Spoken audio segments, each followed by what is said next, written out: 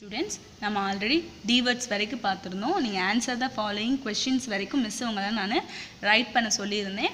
So இப்போ வந்துட்டு அதோட question answers பார்க்கலாம். So the first question, name 5 wild animals.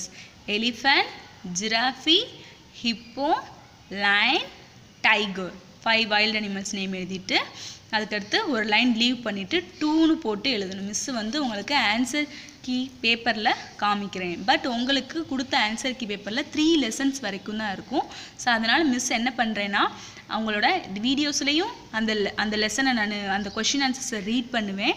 Plus அது போக உங்களுக்கு அந்த கொஷின் ஆன்சர்ஸை நான் பிடிஎஃபாகவும் சென்ட் பண்ணுறேன். நீங்கள் அதை டவுன்லோட் பண்ணி அந்த கொஷின் ஆன்சர்ஸை நீங்கள் அந்த பிடிஎஃப்பில் உள்ளதை பார்த்து ஃபோட்டோ காப்பியை பார்த்து எழுதிக்கோங்க. அந்த பிடிஎஃப்பில் உள்ளதை பார்த்து எழுதிக்கோங்க.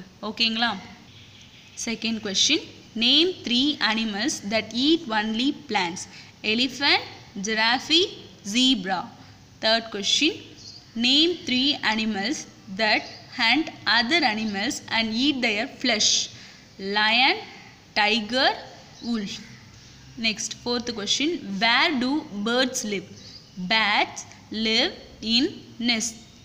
Fifth question, how do henna and jackals help to keep the jungle clean? Hennas and jackals eat the remains of dead of animals and help to keep the jungle clean. Sixth question, what are sanctuaries? Name 2 wildlife sanctuaries in India. Sanctuaries are places where wild animals and birds are well protected and live in their natural environment. Example 2 கேட்டிருக்காங்க. Name 2 wildlife sanctuaries in India. இந்தியாவில் உள்ள 2 sanctuaries name. So example Kaziranga and Bandipur. So இதை வந்து miss உங்களுக்கு இதோட நம்மளுக்கு இந்த lesson finish ஆகிடுச்சு. மிஸ் வந்து நான் சொல்கிறேன், இது வந்து உங்களுக்கு உங்களோட ஆன்சர் ஷீட் பேப்பரில் இருக்காது. ஸோ அதனால் மிஸ் வந்து உங்களுக்கு எதாவே கொடுத்துட்றேன் அப்படின்னா பிடிஎஃபாகவும் இதை ஃபோட்டோ எடுத்து மிஸ் சென்ட் பண்ணிடுவேன்.